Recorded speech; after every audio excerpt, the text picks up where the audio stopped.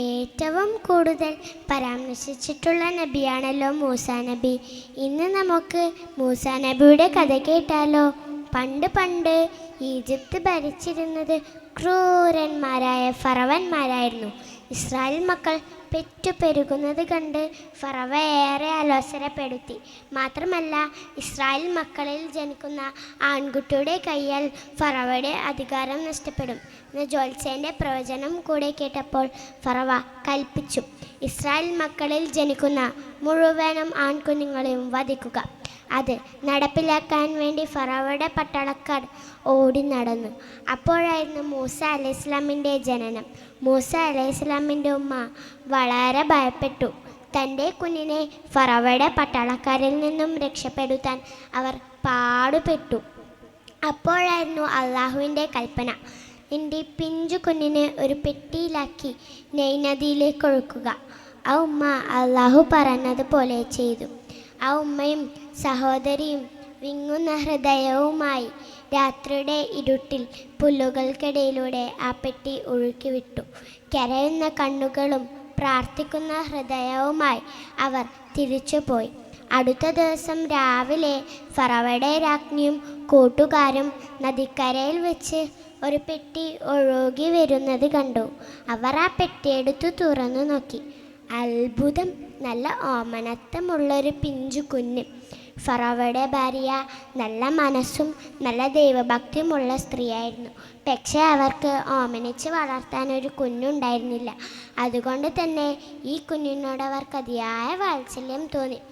ഈ കാര്യം ഫറവ അറിഞ്ഞു. ഇത് ഇസ്രായേൽ കുടുംബത്തിൽപ്പെട്ട കുട്ടിയായേക്കാം, ഇതിൻ്റെ കഥ കഴിക്കണം. ഫറവ ആക്രോശിച്ചു. രാജ്ഞി തേങ്ങി തേങ്ങി പറഞ്ഞു, അരുതേ, കൊല്ലരുതേ. നമുക്കിവനെ നമ്മുടെ മകനെ പോലെ വളർത്താം. എന്നെങ്കിലും നമുക്കിവനെ ഉപകാരമായാലോ. ഫറവയുടെ രാജ്ഞിയുടെ കണ്ണുനീരിന് മുന്നിൽ ഫറവ തീരുമാനം മാറ്റി. ഇവനെ കൊട്ടാരത്തിൽ വളർത്താൻ തീരുമാനിച്ചു. രാജ്ഞി വളരെ സന്തോഷിച്ചു. ഇനി ഇവനെ മുന്നോട്ടുവാൻ ഒരു സ്ത്രീയെ വേണം. രാജ്ഞി അന്വേഷണം തുടങ്ങി. ഈ കുഞ്ഞ് ആരുടെയും പാല് കുടിക്കുന്നുണ്ടായിരുന്നില്ല. ഈ കാര്യം മൂസ അലൈഹിസ്സലാമിൻ്റെ ഉമ്മ അറിഞ്ഞു. മൂസ അലൈഹിസ്സലാമിൻ്റെ ഉമ്മ കൊട്ടാരത്തിലെത്തി. പെറ്റമ്മയെ ഇഷ്ടപ്പെടാത്ത കുട്ടികളുണ്ടോ? രാജ്ഞി അവരെ തിരിച്ചറിഞ്ഞില്ല. ഇനി മുതൽ നിങ്ങൾ ഇവനെ മുലയൂട്ടുക, നിങ്ങൾക്ക് ഞാൻ പ്രതിഫലം തരാം. മൂസ അലൈഹിസ്സലാമിൻ്റെ ഉമ്മ വളരെ സന്തോഷിച്ചു. ഫറവയുടെ കൊട്ടാരത്തിൽ മൂസ വളർന്നു യുവാവായപ്പോൾ അള്ളാഹു മൂസായെ പ്രവാചകനായി നിയോഗിക്കുകയും ഫറവയുടെ അക്രമത്തിൽ നിന്ന് ഇസ്രായേൽ ജനതയെ മോചിപ്പിക്കണമെന്ന ദൗത്യം ഏൽപ്പിക്കുകയും ചെയ്തു. ഫറവയുടെ അടുക്കൽ മൂസാ നബി പുറപ്പെട്ടു.